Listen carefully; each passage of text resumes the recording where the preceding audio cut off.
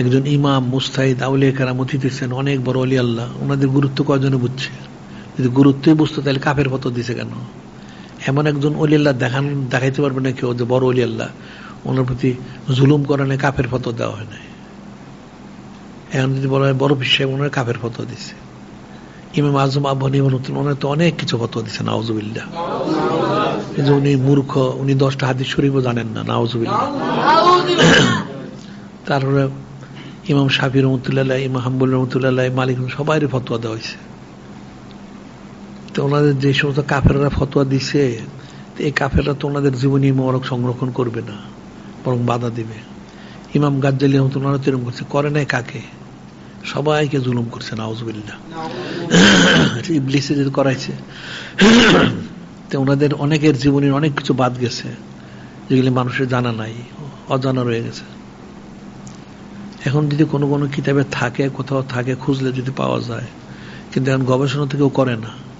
গবেষণা করলে সে পাবে, কেউ তো গবেষণা করে না ঠিক মতো।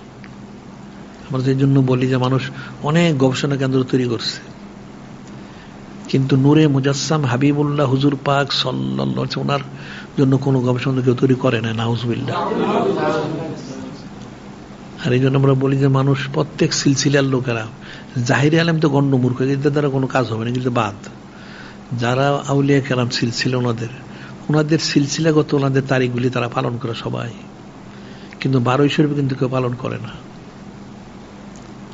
তো কিভাবে মানুষ হাসিল করবে? নিজবত আসবে করতে, করবত আসবে কোত্থেকে? এটা একটা কঠিন বিষয়, এটা কঠিন। ওইটার অনেক হাকিকত আছে, হাকিকত বললে মানুষ বুঝবে না, এটা মানুষ বুঝবে না, মানুষ কুফরি ফতোয়া দিবে, অনেক কিছু আছে এর মধ্যে। সাধারণ মাসালাগুলি বুঝে না, আর হাকিকত বুঝলে বুঝবে কোত্থেকে?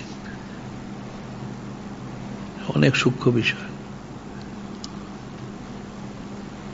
আকুল বুদ্ধি তো মানুষের নাই, নিজবত নাই, করবত নাই, মহব্বত নাই, বুঝবে কেমনে? এই জন্য এই রাত্রগুলিতে অনেক দোয়া করা উচিত। আবার এই যে সারা পৃথিবীতে কাফের গুলো জুলুম করতেছে, এই গাজাবাসী জুলুম করতেছে, নানান জায়গায় জুলুম করা হচ্ছে, এগুলির বিরুদ্ধে শক্ত বদ্ধ করা উচিত, কাফেরদের বিরুদ্ধে। আর মুসলমানের জন্য দোয়া করা উচিত বেশি বেশি। আরে যে যতটুকু করলো সে ততটুকু পাইব। হাল জাযাউল ইহসান ইল্লাল ইহসান, ভালোর বদলে কি ভালো ছাড়া হয়? কখনো হয় না। ইন আহসানতুম লিআনফুসিকুম, কিন্তু পরে উপকার করে, সেজন্য নিজের উপকার করলো, এটা করা উচিত, মনে রাখতে হবে। এখন জিকির ফিকির করা উচিত বেশি, ইস্তেগফার তওবা করা উচিত, আর দোয়া করা উচিত অনেক বেশি। নেয়ামত বন্দেগী তো করবে, এগুলো তার ছাড়বে না, ছাড়তে হবে না, ছাড়তে পারবেও না, কিন্তু দোয়াটা অনেক বেশি করা উচিত। আর দোয়া মুখ খুলি বাদ, দোয়ার সমাজে আমাদের মূল।